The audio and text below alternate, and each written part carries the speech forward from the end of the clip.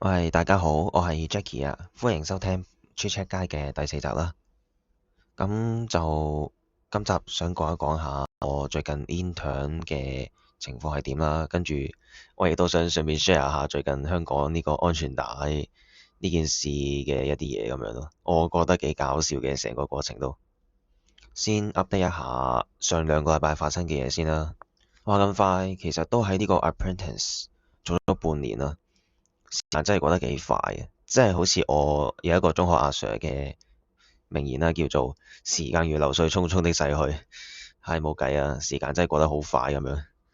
同埋好搞笑嘅就係我呢半年基本上都係一個試用期入面度過嘅，因為我喺11月嗰時候就延長咗個 probation 啦。咁啱啱我個 mid-year performance 就 pass 咗我 manager 嘅 expectation 同埋啲 requirement 嘅，咁唔使再延長啦，我就可以直接做到7月底啦，咁就幾正啦，亦都算係 secure 咗我呢家咁樣嘅工作啦，遲啲唔會變失業啊嘛。咁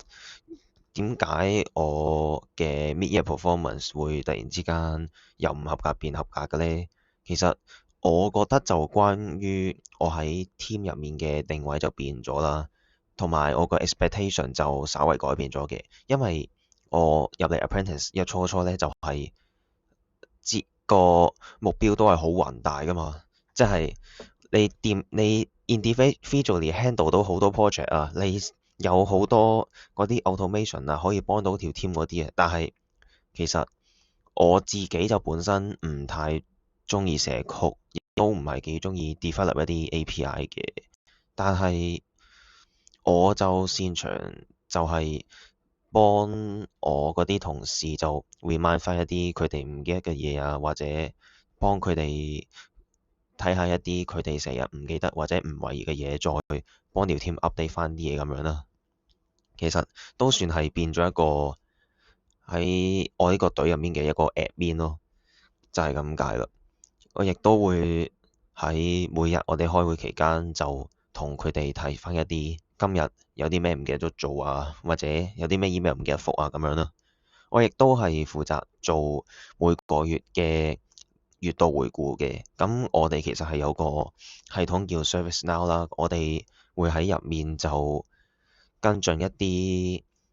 user 上報過嚟嘅問題啦，我哋就會做一啲跟進嘅，包括一啲 incident 啊、request 啊咁樣啦。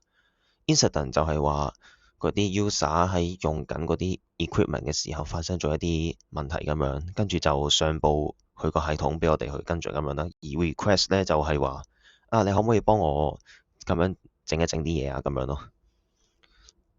我原本條 team 係有個女同事嘅，佢係一個 intern 啦，亦都係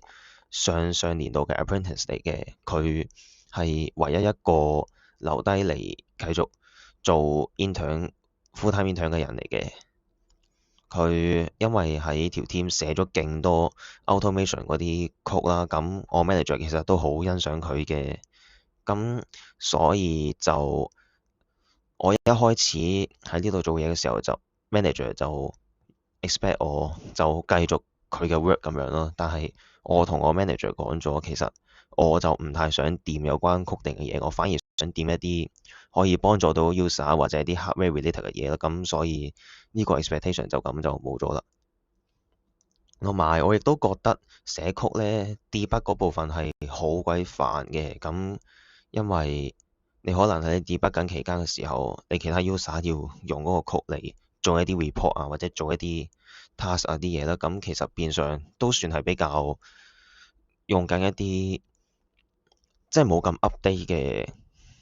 script 嚟幫佢哋寫嗰啲嘢，which is 可能嗰個效率降低啊，或者可能有啲位出錯咁樣咯，咁就冇得做一個 reference 咯。咁我 manager 都同我講咗，之後佢會負責掂一啲跟進翻 script 嗰部分啦，而我就嗱，我都係繼續兩邊走嘅，一邊就係喺我原本條 team 做緊翻一啲 admin 嘅嘢啦，咁另外一邊就係類似 customer service 嘅嘢，就幫啲 user 就解決一啲問題咁樣咯。咁呢個就係 update 翻上一兩個禮拜發生嘅嘢啦。咁第二個部分啦，就係講關於安全帶呢樣嘢啦。我稱之為安全帶法例5日體驗啦。咁呢條法例呢，1月25號生效，30號呢就政府表示話暫緩嘅。運輸局局長呢都承認翻呢條法律係存在技術不足嘅問題啦，甚至我喺錄音嘅今日嘅前幾日呢睇到新聞話就已經取消咗啦，咁樣啦。咁喺呢個法例期間呢，我發現嗰幾有趣嘅嘢，就係喺 IG 啊、Threads 啊，我亦都見到好多朋友喺度 po，佢哋話：呢個巴士有安全帶喎，喂，我扣咗安全帶㗎啦，你唔好拉我啊，咁樣嗰啲咁樣啦。喂，我心諗，大佬啊，扣個安全帶啫，使乜搞到好似好威咁樣啊？即係扣安全帶呢樣嘢係好自覺㗎嘛，你想扣咪扣，你唔扣咪唔扣咯。你扣咗你就係保障你個安全，即係你唔扣你咪頂得坐得舒服啲。我睇到咁樣嘅嘢，我真係笑咗出嚟咯。我甚至我亦都 PM 問嗰啲朋友：喂，使唔使啊？扣個安全帶啫，你唔使特登擺上網話你扣咗安全帶㗎嘛。咁我前幾日呢，我就都見到一個新聞嘅，就係話政府可能考慮下我哋市民喺踩單車嘅時候強制戴頭盔。頭盔呢樣嘢，我覺得仲重要過安全帶嘅，即係你單車炒車，你有可能會成個人會走咗，成個人你係會點講呢？你有可能有生命危險啊，因為你個頭係事關重要嘅，真係炒車嗰時，即係踩單車期間，我覺得戴頭盔至少係好安全嘅，即係儘管話我見有好多人都唔戴頭盔啦，因為其實始終都覺得有樣嘢戴咗喺個頭嗰度，好似有啲嘢阻住咗咁樣，亦都可能唔知會唔會啦，即係阻住視線啊咁樣咯。同埋除咗呢個安全帶之外，之前嗰個所謂嘅垃圾徵費，亦都係其中一個例子，就係話推行咗一段時間，跟住突然之間暫緩咗，甚至 cancel 埋添。咁其實垃圾徵費都搞咗幾個月㗎啦，跟住之後政府就宣布無限期擱置啦。咁其實我覺得就當係 cancel 咗㗎啦。咁我係覺得呢啲政策就只係會帶俾我哋有好多個不方便嘅地方咯。呢啲其實撤回呢啲法例，甚至當初唔好提出呢樣嘢係最好嘅解決方法嚟㗎啦。咁我唔知，我唔講得出係咩原因啦。咁我就係覺得呢啲真係多嚿魚嘅啫，即係雙層魚柳爆啊！我同埋講多一個新聞啦，就係之前睇新聞期間呢，我見到有個人喺巴士因為扣安全帶而被人韞咗45分鐘。咁呢個甚至要出動啲消防員嚟救佢嘅，我覺得真係好鬼誇張。咁雖然安全帶係應該 suppose 係用嚟保護啲乘客嘅，而唔係嚟製造咁多麻煩㗎咯。我覺得呢啲其實可以都唔使推出㗎啦，即係你頂多就喺教育嗰度做多一啲嘅措施啦，就係話提高一啲市民啲安全意識嘅，即係最好就扣安全帶咧。呢啲其實唔使搞到好強制性咁樣嘅。咁第三個部分啊，就係傾一傾一啲我最近發現啲有趣嘅嘢咁樣啦。咁我亦都喺 Threads 嗰度咧，都見到一啲嘢嘅，就係話見到有啲人上傳咗一啲片係 AI 生成嘅片嚟嘅。咁就係話一個大隻佬就用啲安全帶嚟做 gym， 推胸又有，蝴蝶夾胸又有，咁樣就諷刺翻呢件事咯，就係話做 gym 又可以慳翻筆錢啦，一路搭巴士又有去做 gym 咁樣。